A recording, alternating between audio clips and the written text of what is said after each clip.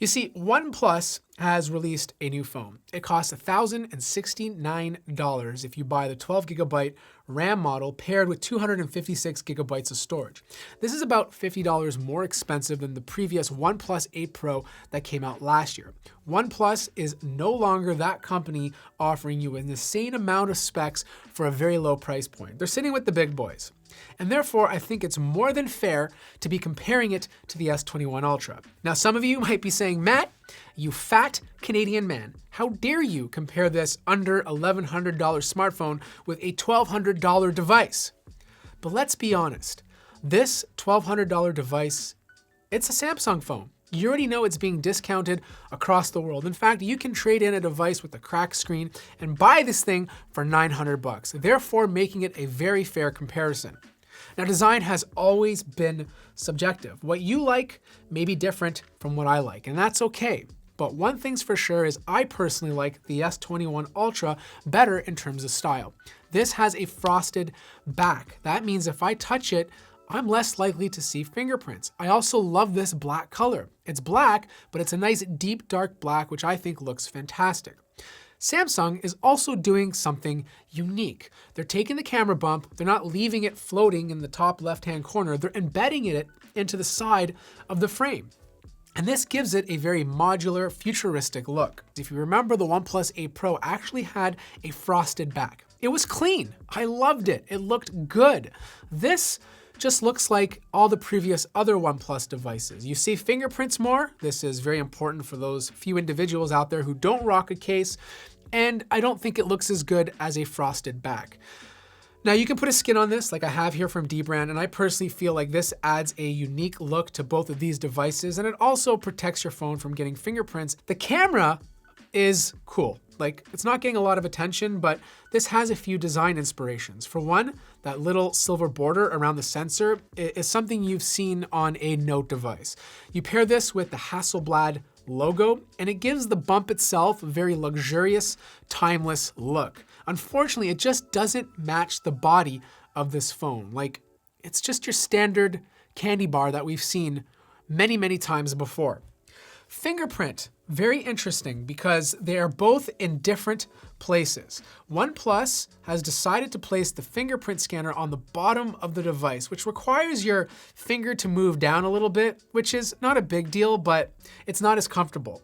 The Galaxy, on the other hand, has it more centered, like it's just easier to get to. I do find the optical scanner on the OnePlus 9 Pro to be slightly faster, but the one on the S21 Ultra is supposed to be more secure. Now, the displays are kind of the same, like they're both LTPO, so they have that very high 120 Hertz refresh rate that can ramp up or down to different frequencies depending on what you're doing. They can both use 120 Hertz at QHD, so there's no difference there. And they both have insanely bright displays, like 1300 nits of brightness under peak settings, which is super impressive. They support HDR10, everything you can pretty much think of. These displays are some of the best in the business. The other thing is form factor. Like, holding the OnePlus 9 Pro is so much more comfortable. It feels a lot more centered. The weight distribution is even. It doesn't feel like it's top heavy like the S21 Ultra. This heavy camera bump on the top makes it a bit top heavy. Not as bad as like the Note or last year's S20 Ultra, but you do feel it when you're holding it in your hand. And because the phone has a bigger display at 6.9 inches, it's not as easy to use as one hand. Even though this is 6.7, I feel like I can still comfortably use this device with one hand without any complaints. Now, the speakers on both of these devices are fantastic. They're dual speakers. I personally feel the sound quality from the S21 Ultra is slightly better, but I'm gonna play them both. You guys let me know which one you think has the better sound.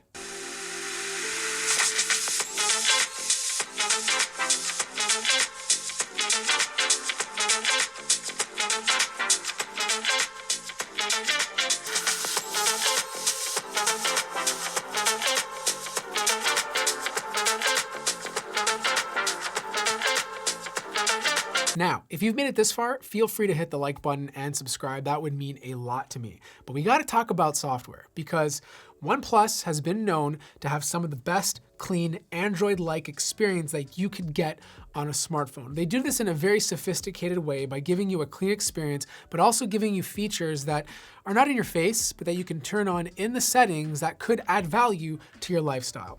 The S21 Ultra, or Galaxy lineup in general, has always gotten a bad name. Like One UI, the previous edition, and even TouchWiz back in the day was always heavy. And when Bixby came out, it kind of ruined things. But the latest version of One UI has been so awesome to use. The fact that I can now swipe to the right and get Google Now is a huge benefit to the way I use my phone. But here's the true thing. If you're a Windows user, having a Galaxy device is so much better. Like, both of these phones work with your phone app, but the Galaxy device can do things that the OnePlus device can't. For example, you could actually use your Android apps on your Windows desktop, something that other phones don't have permission to do. And to me, if I'm on my computer all day long editing video or doing work or whatever it is, not having to pick up my phone and do those things on my desktop just makes my life so much easier. So this OnePlus 9 Pro camera was supposed to be everything. OnePlus announced a massive collaboration with Hasselblad, investing over $150 million over the next 3 years. When people hear Hasselblad, they think of these expensive point-and-shoot cameras that have been around for years, and they get excited because they think you're gonna get that similar experience in a smartphone. But quite honestly, I found it to be super inconsistent. I found it takes good photos, it sits close to the top end, but it doesn't surpass it. It doesn't beat out the iPhone, it doesn't beat out the S21 Ultra. The 48 megapixel wide lens would take inconsistent photos in certain conditions. For example, I have this picture of my cat where he looks completely blue on the OnePlus 9 Pro, but looks a lot more normal on the S21 Ultra. Yes, the S21 Ultra tends to saturate the photos ever so slightly, but I personally feel it gives it a pleasing look. The 9 Pro, on the other hand, is a little bit more desaturated, a little more natural, and that's fine, but it's not consistent.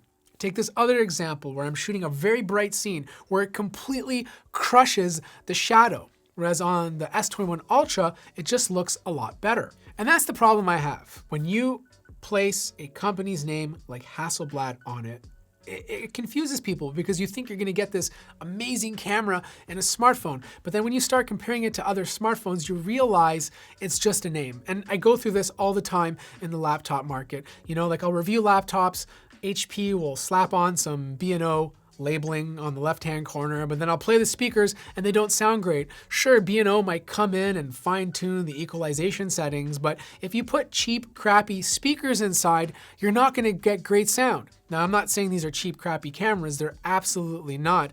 I just don't think the color science is there yet. And they're gonna have to take some of that $150 million and invest it into better computational photography. I will say this, the ultra-wide camera, absolutely awesome. No distortion, which is really amazing. Telephoto, nothing special, like it zooms in up to 3 or 3.4 times, but it can't compete with the 10 times optical zoom on the Galaxy S21 Ultra. You're also limited to 30 times digital zoom, where you can go up to 100 times on the Galaxy device. The video is good. Like, I don't think it's the best video you're gonna get on a smartphone. It can shoot 8K, but 8K is still kind of gimmicky and only works really well in the most bright lit conditions.